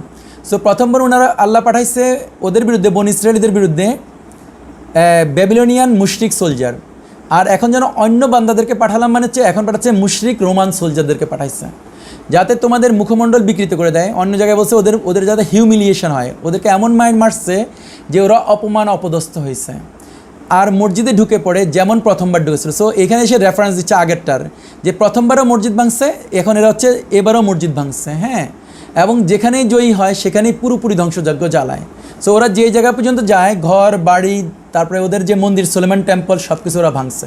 সো ওরা আসলে এই দ্বিতীয় ঘটনা আগে যেটা হয়েছিল, ব্যাবিলন থেকে ওরা ফিরে আসছে, ফিরে এসে ওরা সত্যি সত্যি কী করছে, সুলাইমান টেম্পল বানাইছিল, কোরবানি চালু করছিল, 12 জন নকিব নিযুক্ত করছিল এবং 12 নকিবের আন্ডারে 12 জন নকিবই ওদের তৌরাতের নিয়ম অনুযায়ী ওরা ওদের সমাধান করতেছিল, মানে শরীয়ত অনুযায়ী বিচার করতেছিল। এবং ওর মধ্যে কালের পরিক্রমায় ওদের মধ্যে জাকারিয়া আলাইহিস সালাম আসছিল, আর জাকারিয়া আলাইহিস সালাম যে ওই 12 জন নকিবের একজন নকিব ছিল। আর ওই সময়েই হচ্ছে ইমরান আলাইহিস সালামের মেয়ে থেকে মারিয়াম আলাইহিস সালাম হয়েছিল, আর মারিয়াম আলাইহিস সালামের ছেলে মসিহ হয়েছিল, কারণ এটা ছিল আল্লাহর কাছে, আল্লাহ ওদেরকে একটা প্রমিস করছিল, যদি তারা এটা করে, মানে এই সুলাইমান টেম্পল বানায় এবং 12 জন নকিব নিযুক্ত করে এবং কোরবানি করে, তাহলে আল্লাহ ওদের জন্য একটা মসিহ পাঠাবে। যেই মসজিদ যদি ওরা অ্যাকসেপ্ট করে, তাহলে সেই মসজিদ সুলাইমান আলাইহিস সালামের টেম্পল থেকে সুলাইমান আলাইহিস সালাম যেরকম করে সারা পৃথিবী রুল করছিল, বনি ইসরায়েল ওই ঈসা আলাইহিস সালামকে মানার কারণে বা মসজিদকে মানলে সারা বিশ্বকে রুল করবে, এবং মসজিদ তখন সারা বিশ্বের মধ্যে হক এবং ট্রুথের মাধ্যমে বিচার করবে। এটা ছিল আল্লাহর প্রমিস ওদের জন্য। সো অ্যাকর্ডিংলি ওদের কাছে সত্যি সত্যি ঈসা আলাইহিস সালাম আসছিল, আর ওরা ঈসা আলাইহিস সালামকে পুরোপুরি বুঝতে পারছিল, কিন্তু ওদের শুধু একটা কন্ডিশন ম্যাচ করে নাই বা ওরা ফিল করছে এটা হয় নাই, সেটা হচ্ছে ঈসা আলাইহিস সালামের বাবা ছিল না। আর যার জন্য ওরা প্ল্যান করছে যে ঈসা আলাইহিস সালামকে হত্যা করবে, এবং যখন তারা হত্যা করছে তার 37 বছর পরে এই দ্বিতীয় ঘটনাটা হয়েছে। কারণ ওরা ওই ঈসা আলাইহিস সালামকে হত্যা করার পরে ওরা হটিনেস করছে, আবার অহংকার দেখাইছে। ওরা যে আমাদের কোরআনে ওই আয়াতটা আছে যে এই ধরনের একটা আয়াত আমার এখন হুবহু মুখে আসতেছে না, যে সে কোথায় সে মসি এরকম বলছে, তখন আল্লাহ বলছে তোমরা তাকে না পারছো মারতে, না পারছো শুলে চড়াইতে। এই ধরনের আয়াতটা যে জায়গায় সে আয়াতটাকে আমি রেফার করতেছি। ওইখানে ওরা অহংকার করে বলতেছিল যে সে বলতেছে সে হচ্ছে যে মসি, কিন্তু তাকে তো আমরা তো ক্রুশই দিয়ে দিলাম, এইটা হচ্ছে মিনিংটা ছিল আর কি। তো যখন ওরা ঈসা আলাইহিস সালামকে এটা করলো যে ক্রুশবিদ্ধ করলো বা ক্রুশবিদ্ধে অ্যাটেম্প্ট করলো, সেই জন্য আল্লাহ ওদের উপর ক্ষুব্ধ হয়ে 37 বছর পরে এই রোমানদেরকে পাঠানো হয়েছে। সো 8 নম্বর আয়াত হচ্ছে আবার আমাদের সাথে ইম্পর্টেন্ট। এখানে বলছে হয়তো তোমাদের পালনকর্তা তোমাদের প্রতি অনুগ্রহ করবেন, কারণ হচ্ছে রাসূলুল্লাহ বলতেছে যখন হচ্ছে উনি হচ্ছে মদিনাতে ইহুদিদেরকে বলতেছে, বনি ইসরাঈলদেরকে বলতেছে কিন্তু যদি পুনরায় তদ্রূপ করো আমিও পুনরায় তাই করব। সো আল্লাহ ওদেরকে থ্রেট করতেছে, মানে হচ্ছে ওরা যদি অনুগ্রহ হচ্ছে এরকম যে ওরা ইচ্ছা করলে রাসূল ইসলামকে নবী হিসেবে অ্যাকসেপ্ট করতে পারে, আর কিন্তু যদি পুনরায় তদ্রূপ করো মানে হচ্ছে পুনরায় যদি তোমরা ওরকম অহংকার করো এবং পুনরায় যদি তোমরা ওরকম ফ্যাসাদ করো, তাহলে আল্লাহ বলতেছে যেরকম করে এর আগে 2 বার ওদেরকে অপমান করছে, ওদেরকে মারছে, কাটছে, ওদের সুলেমান টেম্পল ধ্বংস করছে, আল্লাহ এর থেকে আরও কঠিন করে ওদেরকে শাস্তি দিবে। যার জন্য আমাদের হাদিসে লেখা হচ্ছে এরকম যে একটা সময় আসবে মুসলিমরা, ওরা এখন যে আমাদেরকে প্যালেস্টাইনিদেরকে মারতেছে, এটা হচ্ছে ওরা সম্পূর্ণ ওদের শরিয়া ভায়োলেট করে মারতেছে। ওদের শরিয়াতে এরকম নাই। ওদের শরিয়া হচ্ছে যে যদি ওদেরকে একটা চোখ উঠায় তাহলে ওরা একজনের চোখ উড়াতে পারবে, ওদের একজনকে হত্যা করলে ওরা একজনকে হত্যা করতে পারবে। কিন্তু এখন ওদের কি হয়, ওদেরকে একজনকে যদি মারা হয় প্যালেস্টাইনিরা, ওরা 100টা মারে বা 1000টা মারে। সো ওরা ওদের শরিয়া মানতেছে না। সো আল্লাহ ওই জন্য হাদিসে বলতেছে যে একটা সময় আসবে যখন মুসলমানরা ডেফিনেটলি ইহুদিদেরকে মারবে এবং গাছ এবং পাথর ডেকে ডেকে বলবে মুসলমান আসো এবং আমার পিছনে একটা ইহুদি লুকে আছে তাকে হত্যা করো। ওই জিনিসটা তখন এখানে কাজ করবে, কারণ আল্লাহ এটা আমাদেরকে রিলিজ করবে মুসলিমদেরকে আগামীতে কোনো এক সময়ে, যখন হচ্ছে আমরা আবার ইহুদিদেরকে এরকম করে মারবো। সো এটা হচ্ছে সেকেন্ড রেফারেন্সটা। 2টা ঘটনা হয়েছে ভাঙছে। দ্বিতীয়বার যখন ওদেরকে রোমানরা এখানে ভেঙে বাইর করে দিছিল, সেই সময় ওই ভাঙার পরে তারা আর ঢুকতে পারে না। সেটা হচ্ছে যে 70 খ্রিস্টাব্দে হয়েছিল, রাসূল ইসলামের জন্মের প্রায় 530 বছর আগে, বা রাসূল ইসলামের নবুয়ত পাওয়া থেকে -610 -70 করলে যেটা হয় কত হবে, 540 বছর আগে এই ঘটনাটা হয়েছিল। ওরা তখন থেকে ছড়াই গেছিলো সারা পৃথিবীতে। আমরা দেখাবো পরে একটা ছবিতে কীভাবে ওরা কোন কোন দিকে ছড়াইছিল। তার মধ্যে একটা গ্রুপ এসে ইয়াত্রিবে বসবাস করতেছিল, কারণ ওরা জানতো ওদের কিতাব দিয়ে যে এখানে হচ্ছে হযরত মুহাম্মদ ইসলাম আসবে। সো আমরা আবার ওদেরকে 104 নম্বর আয়াতে যদি যান বনি ইসরাইলে, সেখানে দেখেন আল্লাহ কী বলতেছে, তারপর আমি বনি ইসরাইলকে বললাম এদেশে তোমরা বসবাস করো, অতঃপর যখন পরকালের ওয়াদা বাস্তবায়িত হবে তখন তোমাদেরকে জড়ো করে নিয়ে উপস্থিত হব।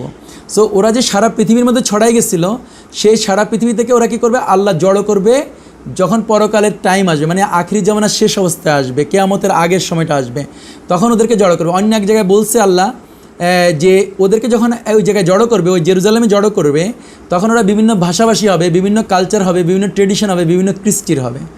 সো ওদেরকে আল্লাহ এখানে যে জড়ো করবে বলছে, সেই জড়োর সাথে রিলেটেড হচ্ছে ওই আয়াতটা এখানে যে আমি দেখাচ্ছিলাম, যে যখন ইয়াজুজ মাজুজ হবে তখন হচ্ছে ওই ইয়াজুজ মাজুজরা ফিরে আসতে, মানে বনি ইসরাইলরা ফিরতে পারবে। এখানে যেমন ধ্বংস করেছে এমন একটি শহরবাসীর উপর তাদের নিষেধাজ্ঞা রয়েছে যতক্ষণ পর্যন্ত না ইয়াজুজ মাজুজ মুক্ত হবে এবং উপর থেকে দিয়ে আসবে। সো ইয়াজুজ মাজুজ ছাড়া পেলে ওই শহরবাসীরা ওই শহরে ফিরতে পারবে। সো জেরুজালেমে বনি ইসরাইলিরা ফিরতে শুরু করছে 1948-এ, 1948 সালে। সো 1948 সালের আগে ডেফিনেটলি ইয়াজুজ মাজুজ কী হয়েছে, সারা বিশ্বের দায়িত্বটা নিয়ে নিছে। সো আমরা যদি কমনলি জানি, এটা হচ্ছে আমি এবার সেকুলার দিক থেকে বলি, 1945-এ ইউনাইটেড নেশনস অফিসিয়ালি এস্টাবলিশ হয়েছে এবং যতগুলি জাতি হবে প্রত্যেকটা জাতি ইউনাইটেড নেশনসের সাথে চুক্তিবদ্ধ হইতে হবে যে তাদের হচ্ছে যে রব হচ্ছে United Nations. So United Nations যদি কোনো কথা বলবে, বাংলাদেশ, পাকিস্তান, ইন্দোনেশিয়া কোনো দেশের কোনো ক্যাপাসিটি নাই যে ওইটাকে দ্বিমত করতে পারবে। সো আল্লাহ যদি বাংলাদেশকে বলছে তুমি খলিফা অনুযায়ী চলো, আর বাংলাদেশের সবচেয়ে বড় একজন ধার্মিক লোক আসলো, লেটস এ মোস্ট ধার্মিক লোক আসলো, সে যদি কোরআনের শাসন চালু করতে যায়, ইউনাইটেড নেশনস তার উপরে যুদ্ধ করতে বাধ্য থাকবে। কারণ ইউনাইটেড নেশনসের চার্টার অনুযায়ী বাংলাদেশ স্বাধীন হইতে হইলে এবং বাংলাদেশ একটা রাষ্ট্র হইতে হইলে ইউনাইটেড নেশনসের কাছে সে হচ্ছে চুক্তিবদ্ধ হবে যে সে ইউনাইটেড নেশনসের চার্টারের বাইরে যাবে না।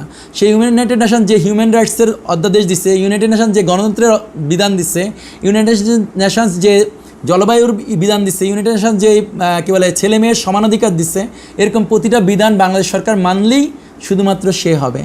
সো যখন ইয়াজুজ মাজুজ ইউনাইটেড নেশনস বানাইছে, ILO বানাইছে, IMF বানাইছে, এরকম প্রতিষ্ঠানগুলি বানাইছে, তারপরে হচ্ছে যে বনি ইসরায়েলিরা তারপরে 1948 থেকে ইসরায়েল বা জেরুজালেমে যাইতে পারতেছে। কারণ হচ্ছে জেরুজালেম সম্পর্কে আল্লাহ সূরা বনি ইসরায়েলের প্রথম আয়াতে বলতেছে যে ওইটা হচ্ছে একটা জায়গা যার চারপাশকে বরকতময় করছে, সেটা হচ্ছে ওই জায়গাটাকে মিন করছে জেরুজালেম এবং তার চারপাশটাকে। সো এখান থেকে আমরা বুঝতে পারি যে কোরআনের এই অংশটুকু যদি আপনারা এখন বুঝছেন, আমি জানি না আমি কতটুকু বোঝাতে পারছি, যদি এটা বুঝছেন তাহলে আপনারা দেখতেছেন কোরআন দিয়ে প্রমাণ করা যায় যে ওইখানে যেহেতু বনি ইসরায়েলরা ফিরছে ওই ধ্বংসপ্রাপ্ত শহরে, সেখান থেকে প্রমাণ হয় যে তার আগে ইয়াজুজ ছাড়া পাইয়া পুরো পৃথিবীর কন্ট্রোল হাতে নিলে পরে ওই জাতিটা ফিরতে পারছে, নাইলে পরে ফিরতে পারতো না। এটা কখনো একটা যেহেতু শহর, এটা যেহেতু অনেক শহর না, সেহেতু এই শহরটা ডেফিনেটলি জেরুজালেম হবে। অন্য কোনো শহর এরকম নাই যে শহরকে আল্লাহ ধ্বংস করলে ওই শহরবাসীদেরকে ফিরায় আনে, কারণ ওই শহর জেরুজালেম শহরটাকে দেওয়া হয়েছে বনি ইসরায়েলিদেরকে খাস, বনি ইসরায়েলিদেরকে জন্য মুসা আলাইহিস সালামের সময় এটা খাস দেওয়া আছে এইভাবে। সো এটা হচ্ছে আমাদের কোরআন থেকে জাস্ট যে অংশটুকু আমি প্রমাণ করতে চাচ্ছিলাম। এটা হচ্ছে যে ওয়াল যে ভাঙা হয়েছে এটার একটা ফাইনাল যুক্তি। এই যুক্তিটা দেওয়ার পরে আজকের জন্য মনে হয় এখানেই আমরা সেশনটা শেষ করব। তারপর আপনারা যদি কোনো প্রশ্ন থাকে আমরা ওইটা করতে পারবো। আমি খুব দ্রুত শেষ করতেছি। এটা এখানে বলছে কোরআনে বলতেছে নির্দিষ্ট সময়ের আগে দেওয়াল ভেদ করা যাবে না, মানে একটা নির্দিষ্ট টাইম আছে আল্লাহ সেট করে রাখছে, যেটা ওনাদের ডেস্টিনির মতো, যে অমুক সালের অমুক তারিখ, এটা আল্লাহ অনেক আগে লিখে রাখছে। আর জুলকারনাইন সেটাই কোরআনের মধ্যে বলছে যে নির্দিষ্ট সময়ের আগে দেওয়াল ভেদ করা যাবে না। তো সিয়াসিত্তার 11টা হাদিসের মধ্যে যদি আল্লাহ রাসূল সাইশ যদি বলে থাকে ছিদ্র বা ভাঙা হয়েছে, এখানে বলছে ভেদ করা যাবে না। তো যদি ওরা বলছে ভেদ করছে, হাদিসে যদি বলছে ভেদ করছে, তাহলে ডেফিনেটলি প্রমাণ হয় যে টাইম হয়েছিল বিদায়ী ভেদ করা সম্ভব হয়েছে। ডেফিনেটলি রাসূল ইসলাম মিথ্যা বলে নাই এই জন্য। সো রাসূল ইসলাম যদি সত্য কথা বলছে, এবং আমরা জানি সত্য কথা বলছে, সেহেতু তার আগে ওই টাইমটা ফুলফিল হয়েছে বিদায়ী রাসূল ইসলাম বলতে পারছে যে আজকে ছিদ্র হয়েছে। এটা ছিল একটা যুক্তি। সেকেন্ড হচ্ছে সূরা কাহাফ মাক্কি সূরা বিদায়, বলা যায় মাক্কি যুগে রাসূল ইসলাম বলেছেন কাজ শেষে ফেরার আগে যে সন্ধ্যায় ইয়াজুজ মাজুজ ইনশাল্লাহ বলবে দেওয়ালটি করা গর্ত সে রাতে বরাবরের মতো পুনরায় ভরে যাবে না। আর মাদানী যুগে জয়নাব রাদিয়াল্লাহু তাআলার ঘরে রাসূল ইসলাম বলতেছে দেওয়াল ছিদ্র হয়েছে। সো মাক্কি যুগে যেখানে এটা বলছে এর মধ্যখানে তো মাদানী যুগের মধ্যখানে অনেক বছর ছিল, ওই সময় তো রাসূল ইসলাম বলেন ছিদ্র হয়েছে, কারণ হচ্ছে ওই সময়ের প্রতিদিনই রাত্রেবেলা দেওয়ালটা ভরে যাচ্ছিল। আর মাদানী যুগের শেষের দিকে এসে উনি আজকে বলছে ছিদ্র হয়েছে, তার মানে এখানে প্রুভ করে প্রমাণিত হয় যে এইটা একবারই ছিদ্রটা হয়েছে এবং সেই সময় থেকে আর কখনো এটা রিভার্স করবে না, আগের জায়গায় ফুসবে না। হাদিস বলেছে ইয়াজুজ মাজুজ দেওয়ালটিতে একদিনে ওই পর্যন্ত গড়তে করতে সক্ষম হয় যে দেওয়ালের অপর পাশের আলো পর্যন্ত দেখতে পায়। সেক্ষেত্রে হাদিসে বলতেছে 9 থেকে 100 সাইজের একটা গর্ত করা হয়েছে যদি, এবং 1450 বছর আগে যদি গর্ত করছে, তাহলে এটা কি ভাবা যৌক্তিক না যে ওই দেওয়ালটা এতদিনে ভেঙে গেছে? এটা তো লজিক্যাল, যে কোনো দেওয়ালকে প্রথম ভাঙতে কষ্ট, কিন্তু একবার ছিদ্র করতে হলে তো এটা বাকিটা ভাঙা খুবই সোজা। তারপর হচ্ছে কোরআন বলছে যে পর্যন্ত ইয়াজুজ মাজুজ জমিনে ছড়িয়ে না পড়বে, এখানে একটা ওয়ার্ডটা হচ্ছে আরবিতে হচ্ছে হাদাবিন ইয়ানসিলুন। এই ওয়ার্ডটার অনেকগুলি মিনিং, আপনি যদি গুগল ট্রান্সলেশনে গিয়ে আরবিতে লিখেন হাদাবিন ইয়ানসিলুন, ওইখানে অনেকগুলি অর্থ দেখবেন। সেই অর্থগুলি আসলে যখন আপনি নেবেন তখন এরকম পাবেন যে পদ বা উঁচু আসনগুলি যে দখল করে, এই হাদাবিন ইয়ানসিলুন দিয়ে উঁচু উঁচু পদ, মানে বিভিন্ন সেক্টরের লিডিং পজিশনে যখন যাবে, এটা হচ্ছে মিনিং। ইয়ানসিলুন আসে ওই রকম, হাদাবিন মানে উঁচু, এরকম একটা উদ্ভাবনের নিয়ন্ত্রণ, অথবা সমস্ত কিছুর যে নতুন নতুন জিনিস উদ্ভাবন করবে পৃথিবীতে, সেটার নিয়ন্ত্রণ ওদের কন্ট্রোলে থাকবে। সো ফেসবুক বানাবে জুকারবার্গ বা কেউ একজন, এটার কন্ট্রোল ওদের কাছে চলে যাবে। হোয়াটসঅ্যাপ বানাবে কেউ একজন, ওদের কন্ট্রোলে যাবে। গুগল বানাবে একজন, এটার কন্ট্রোল ওদের কাছে যাবে। যদি কেউ এখন যদি ফিয়াট কারেন্সি বানাবে, যে ক্রিপ্টো কারেন্সি বানাবে, এটার কন্ট্রোল ওদের কাছে চলে যাবে। That's what they are Yajuj Majuj like that kind. এরা একটা স্পেশাল পাওয়ারফুল লোক, they are always in the মানে টপ অফ দ্য পিরামিডের মধ্যে থাকবে। সো এখানে যেটা বলছে যে পর্যন্ত বনি ইসরায়েল জেরুজালেমে ফিরতে পারবে না, যদি অতক্ষণ ওরা ওই ক্ষমতা না যাবে। সো দীর্ঘ প্রায় 2000 বছর পর 1948 সালেতে যেহেতু বনি ইসরায়েল ওইখানে যেতে পারছে, অফিসিয়ালি জেরুজালেমে ফিরতে শুরু করছে, সেহেতু প্রমাণ হয় যে ইয়াজুজ মাজুজ ছাড়াও পাইছে, পৃথিবীর কন্ট্রোলটাও নিচ্ছে। সো এটা ছিল আজকের প্রেজেন্টেশনের বেসিক অংশটুকু।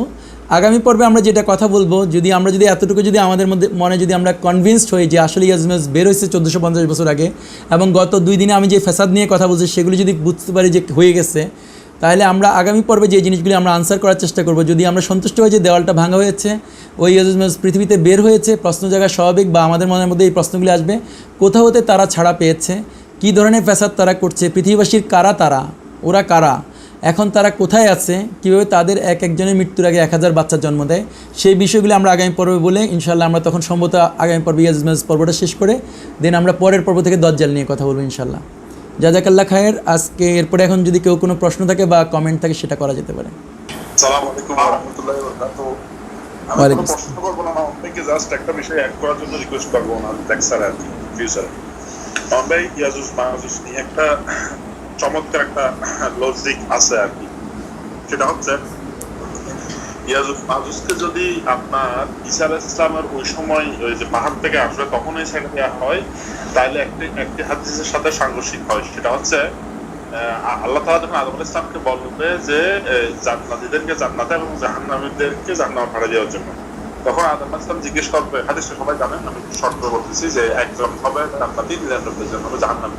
ওই 99 জনের মধ্যে সম্ভবত হাজারে কতজন, মানে 199 জন না, 1999 জন। ইয়াজুজ মাজুজদের কয়জন? 1999 জন হচ্ছে ইয়াজুজ মাজুজ।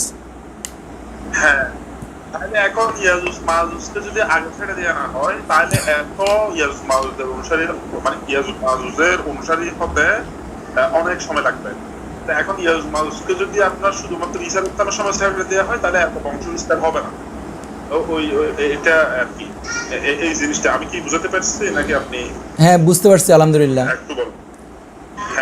হ্যাঁ, আপনি স্বাভাবিকভাবে এটা, আপনি আরেকটা হাদিস দিয়ে এটাকে জোর করে বলতে পারেন যে একটা রাসূল ইসলামের একটা হাদিসই আছে, বুখারীর হাদিস, ইয়াজুজ মাজুজ ছাড়া পাওয়ার পরেও হজ আর উমরা চলতে থাকবে। যেখানে আমাদেরকে বলা হয় যে ইয়াজুজ মাজুজ ছাড়া পাবে ঈসা আলাইহিস সালাম দাজ্জালকে হত্যা করার পরে, আর ইয়াজুজ মাজুজের ভয়ে ঈসা আলাইহিস সালাম তুর পাহাড়ের উপরে গিয়ে পালাবে এবং একটা গরুর মাথার দাম অনেক দিনার হবে। তাহলে ওই সময় যেহেতু ইয়াজুজ মাজুজ ছাড়া পাওয়ার পরে ঈসা আলাইহিস সালামের অবস্থা এটা হবে, তাহলে হজ আর উমরা চলতে থাকবে কেমনে? হজ তো বছরে একবার আসে, সো এটা তো মানে মেক সেন্স করে না। হজ আর উমরা চলতে থাকবে, ইয়াজুজ মাজুজ ছাড়া পাচ্ছে। রাসূল ইসলামের সময়ও গত 1400 বছর থেকে হজ আর উমরা চলতেও আছে, কোনো সমস্যা নাই, কিন্তু ওরা হজ আর উমরাকেও ফেসাদ করে দিছে। ওরা আগে আল্লাহ যখন ইব্রাহিম আলাইহিস সালামকে বলতেছিল যে তুমি ডাক দাও, ঘর বানাবার পর, কাবা ঘর বানাবার পর আল্লাহ ইব্রাহিম আলাইহিস সালাম বলছে তুমি মানুষকে ডাক দাও, পৃথিবীর চতুর্কোণা থেকে মানুষ আসবে এই ঘরকে তাওয়াফ করার জন্য।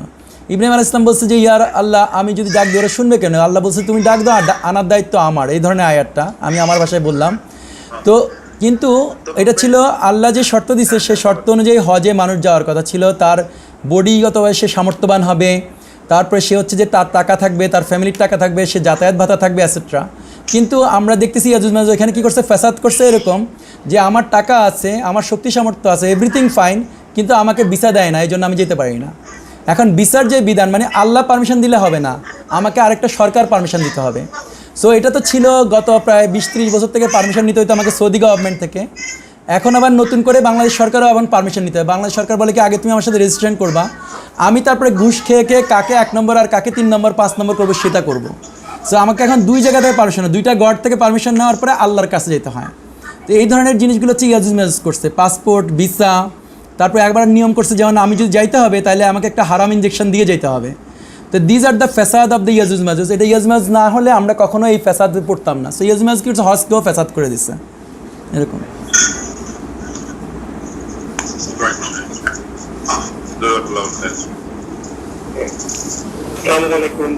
একটা ব্যাপার জানতে চাচ্ছিলাম যে ইয়াজুজ মাজুজের যে ইনশাআল্লাহ বলার যে সময়টা, অর্থাৎ রাসূলুল্লাহ সাল্লাল্লাহু আলাইহি ওয়াসাল্লাম যেদিন বললেন যে আজকে দেয়ালে ছিদ্র হয়েছে, এটা তার আগের দিনের ঘটনা।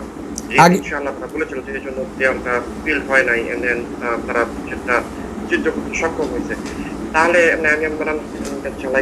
তাহলে কি ব্যাপারটা এই দাঁড়াচ্ছে যে ইয়াজুজ মাজুজ যাদেরকে অরিজিনাল ইয়াজুজ মাজুজ হাজারিয়ান ধরা হয়, এরা তাহলে তার আগেই ইহুদিতে পরিণত হয়েছে, অর্থাৎ তারা সেই ধর্মে কনভার্ট হয়েছে? ব্যাপারটা কি আসলে? না, ওরা ইহুদি ধর্মে তখন কনভার্ট হয় না। আমরা আগামী পর্বে এটা বুঝতে পারবো, যদি খাজারিয়ানদের লাইফ স্টোরিটা আমরা পড়ি, হিস্ট্রি পড়ি, তাহলে আমরা জানবো যে ওরা কখন ইহুদি ধর্ম কনভার্ট হয়েছে।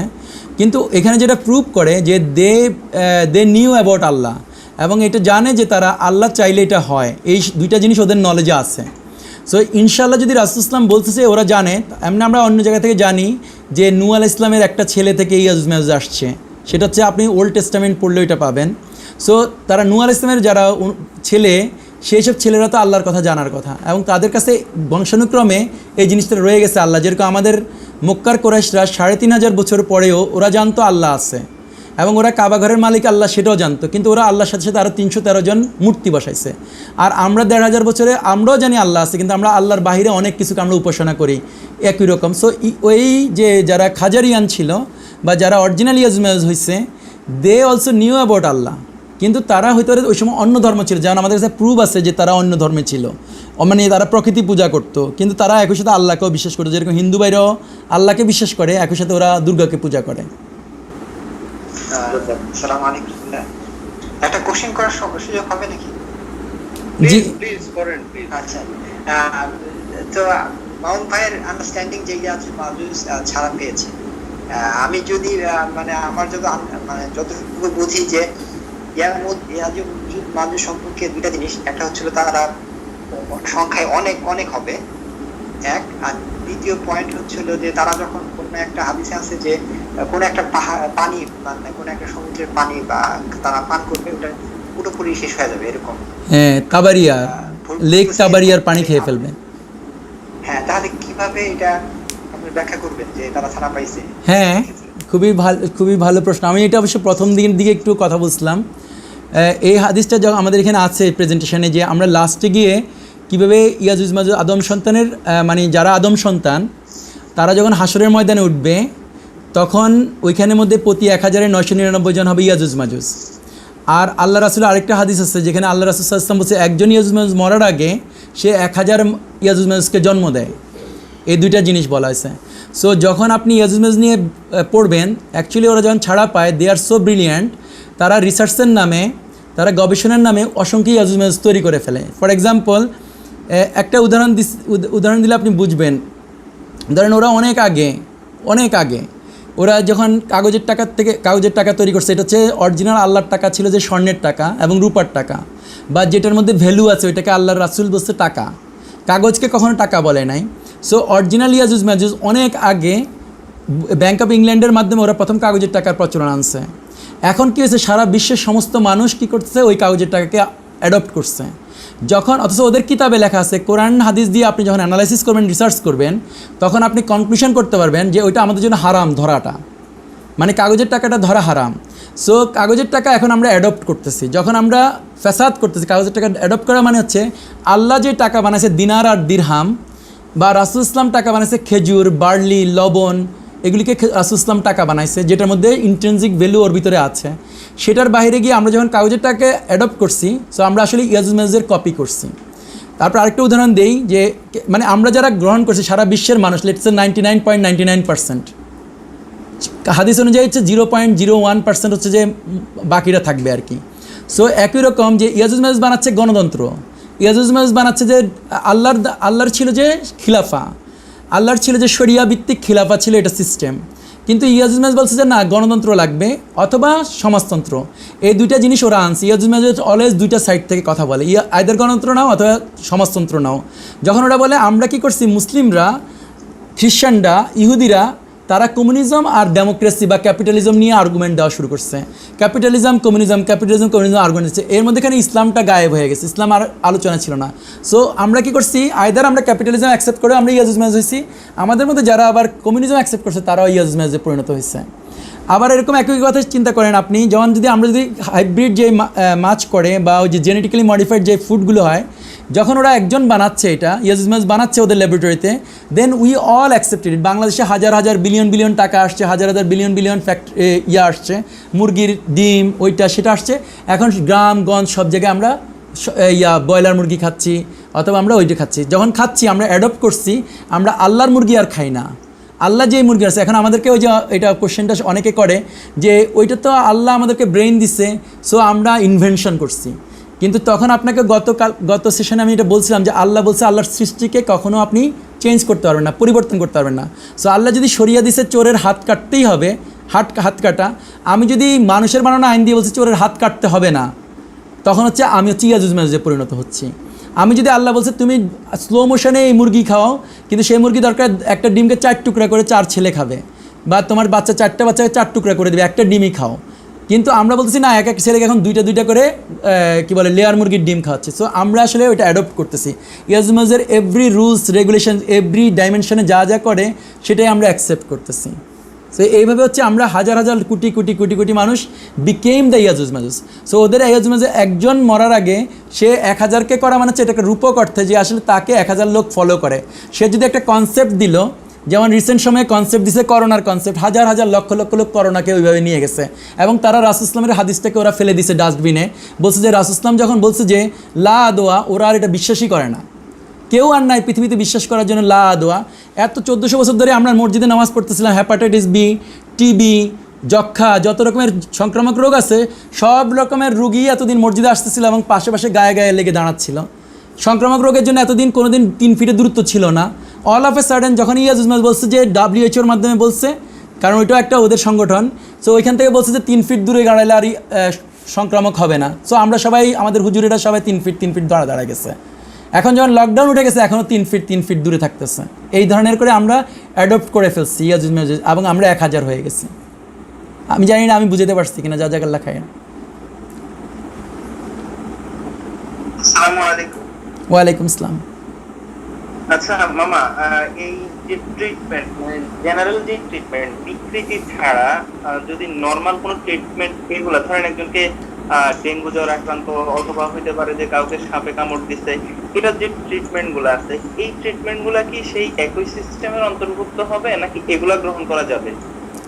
আমরা ট্রিটমেন্ট বলতে আমাদের জন্য রাসূল ইসলাম গাইডলাইন্স দিচ্ছে, কোরআনেও গাইডলাইন আছে যে কোরআন বলতেছে কোরআন হচ্ছে শিফা, রাসূল ইসলাম বলছে মধু শিফা, রাসূল ইসলাম বলছে দোয়াগুলো শিফা, সাপে কাটলে ওইটার জন্য দোয়া আছে, চোখের নষ্ট হলে দেওয়া আছে। যতক্ষণ পর্যন্ত আমরা কোরআনের হাদিসের ভিত্তিতে থাকবো ততক্ষণ পর্যন্ত আমরা ইয়াজুজ মাজুজকে ফলো করতেছি না, আমরা আর ফ্যাসাদ করতেছি না, মানে আল্লাহর সৃষ্টি নিয়ে ফ্যাসাদ করতেছি না।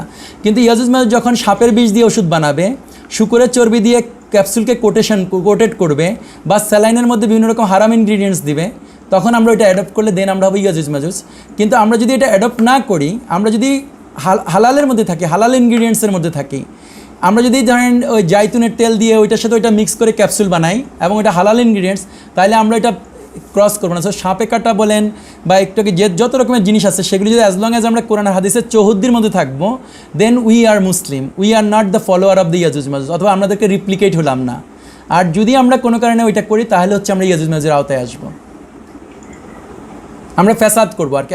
আসলে ইয়াজুজ মাজুজের আওতায় আসা মানে হচ্ছে ফ্যাসাদ করবো। আল্লাহ বলতেছে যে ইয়াজুজ মাজুজ ফ্যাসাদ করে, আল্লাহর সৃষ্টিকে বিকৃত করে, এডিশন করে, আল্লাহর সৃষ্টি থেকে সাবট্রাকশন করে, আমরা যেন ওইটা অ্যাডপ্ট করবো না। সো যদি ইয়াজুজ মাজুজ যদি টেস্ট টিউব বেবি করতেছে ফর এক্সাম্পল, আমরা যেন ওইটা করতে যাব না ফর এক্সাম্পল, বা etcetera think about anything and everything. যা কিছু দেখবেন যে in the name of development, in the name of science তারা আমাদেরকে এগুলি দিচ্ছে, actually they are harming our ইমান, হার্মিং আওয়ার আল্লাহর যে অথরিটি, সেই অথরিটিকে চ্যালেঞ্জ করতেছে ইন এভরি সিঙ্গেল ওয়েতে। যেটা পানি খায়, মানে যদি ইয়াজুজ মাজুজ যদি পানি ও সরি, ওইটা হচ্ছে যে লেক তাবারিয়া বলে, ওইটাকে লেক তাবারিয়া বা সি অফ গ্যালিলি বলে। এটা হচ্ছে জেরুজালেমের উত্তর দিকে, হ্যাঁ, জেরুজালেমের উত্তর পাশে লেক তাবারিয়া বা সি অফ গ্যালিলি বলে। এখানে ইয়াজুজ মাজুজ অনেক আগেই আসছে, যখন 1948 থেকে যখন ওরা আসতেছে, তখন আসার পর থেকে এটা ইরিগেশনে ওরা প্রচুর পানি ইউজ করে। ইয়াজুজ মাজুজের আরেকটা কাজ, আল্লাহ দেখবেন আমাদেরকে, আল্লাহ রাসূল সাল্লাল্লাহু আলাইহি ওয়াসাল্লাম বলছে, একটা হাদিস হচ্ছে এটা, আপনি যখন অজু করবেন তখন আপনি পানিকে 1 টুপির পরিমাণ পানি ইউজ করবেন। সো মুসলমানের ধর্ম ছিল যে সে অজু করতে গেলে সর্বোচ্চ পানির ইউটিলাইজেশনের ক্যাপাসিটি ছিল 1 টুপি পরিমাণ পানি ইউজ করবে। ইয়াজুজ মাজুজ যেটা করছে, প্রচুর পানি ইউটিলাইজেশন করে। সো ওরা এসে ওই লেক তাবারিয়ার পানি দিয়ে ওরা মরুভূমি, নাগেব ডেজার্ট বলে ইসরায়েলের মধ্যে, এটা নাগেব ডেজার্ট, সেখানে ওরা শস্যোদ্যান বানাইছে, ওইখানে হাজার হাজার রকমের ফুলের বাগান, অল কাইন্ডস অফ হার্বস ওরা তৈরি করছে, যেগুলি হচ্ছে কমপ্লিটলি পানির উপর নির্ভরশীল। ওইটাকে পানি ইউজ করতে করতে এরকম হয়েছে যে ওইটা যে জায়গাটা হলে পরে পানি আর রিভাইজ করবে না, মানে আবার উপরে উঠবে না, সেই জায়গাতে ওরা নিয়ে গেছিলো। এবং দাজ্জাল আসার আগে সেই জিনিসটা হয়েছিল, দাজ্জাল যখন ওইখানে পুষতেছে ওইরকম জায়গাগুলি আসার আগে। এখন হচ্ছে যে ওইটা আর ওই জায়গাটা কাউন্টেড না, মানে ইয়াজুজ মাজুজ ওইটা খেয়ে এমন একটা জায়গায় নিয়ে গেছিলো। আপনি যদি সি অফ গ্যালিলির পানির ওই যে ইসরায়েলের স্ট্যাটিস্টিক্স আছে ওয়েবসাইটে গিয়ে আপনি দেখতে পারবেন, সি অফ গ্যালিলির পানি একটা জায়গা আছে যে জায়গার নিচে গেলে এটা রিভার্স করবে না একটা সময় পর্যন্ত, সেই জায়গা পর্যন্ত অনেক আগে ওইটা নন রিভার্সিবল জায়গায় গেছে। তারপরে এখন ওরা আবার সায়েন্স দিয়ে আর্টিফিশিয়ালি এটা ইমপ্রুভ করতেছে, কারণ আসলে ওইটা দাজ্জাল ছাড়া পাওয়ার একটা শর্ত ছিল যে ওই লেক তাবারিয়ার পানি হচ্ছে যে আর ওই জায়গায় নামবে আর কি। ওই জন্যই ওই যখন আপনি যদি দাজ্জালের হাদিস আছে যে যেখানে তামিমাদ্দারির হাদিস, ওই হাদিস যদি আপনি পড়ে থাকেন মুসলিম শরীফে, ওইখানে দাজ্জাল প্রশ্ন করছিল যে লেক তাবারিয়ার পানির কী অবস্থা। রিজনটা ছিল ইয়াজুজ মাজুজ সে ওই পানিটা খেয়ে ফেলবে। খেয়ে ফেলা মানে হচ্ছে এখানে মুখ দিয়ে খাবে না, এটা হচ্ছে মানুষ ট্রান্সলেট করছে এরকম, আসলে ওরা মিন করছে ওরা পানি ইউজ করবে। আর ইয়াজুজ মাজুজ তারপরে যখন আমাদেরকে যে 4 তলা 50 তলা বিল্ডিং বানাচ্ছে এবং পানির জন্য প্রতিটা মসজিদে মসজিদে দেখবেন যে ইয়াজুজ মাজুজ দায়িত্ব হয়ে গেছে ইন দ্য নেম অফ চাষী কল্যাণ সমিতি, কাতার ফাউন্ডেশনকে দিয়ে ওরা প্রেশার দিয়ে প্রতিটা মসজিদের মধ্যে বাড়িতে গ্রামের মধ্যে পুকুর আছে, কিন্তু ওরা পুকুরের পানিতে অজু করতে দিবে না, ওরা ওইখানে আবার পাইপ বসাই দিছে। আমি জানি না আপনি যদি রিসেন্ট সময়ে বাংলাদেশে এসে থাকেন দেখবেন যে প্রতিটা মসজিদে মসজিদে হচ্ছে অজুখানা বানাই দিছে। সো অজুখানা বানায় মানে কি, পানিগুলি গ্রামের মানুষগুলি জানেই না, ফুল স্পিডে পানি ছেড়ে দিয়ে অজু করতেছে। সো দে বিক্যাম দ্য ইয়াজুজ মাজুজের জায়গায় আনছে। সো ইয়াজুজ মাজুজ যে পানি খাওয়া, সেই পানি মানে হচ্ছে তারা অতিরিক্ত পানি ইউজ করবে। রাসূল ইসলাম যে পানি ইউজ করতো, মদিনাবাসী বা মক্কাবাসীরা যে পানি ইউজ করতো, এর থেকে আমরা অনেক গুণ বেশি ইউজ করি। That is the indication, that is the meaning of those lake তাবারিয়ার পানি খাবে। কারণ লেক তাবারিয়ার পানি ওরা এত বেশি ইউজ করছে যেটা আনবিলিভেবল লেভেলে, যেটা কিনা ওদের ডেঞ্জার লেভেলের নিচে চলে গেছে। আমি জানি না আমি বুঝাতে পারছি কিনা জিনিসটা, আপনার যেটা কোশ্চেন ছিল। জাযাকাল্লাহু খাইরান।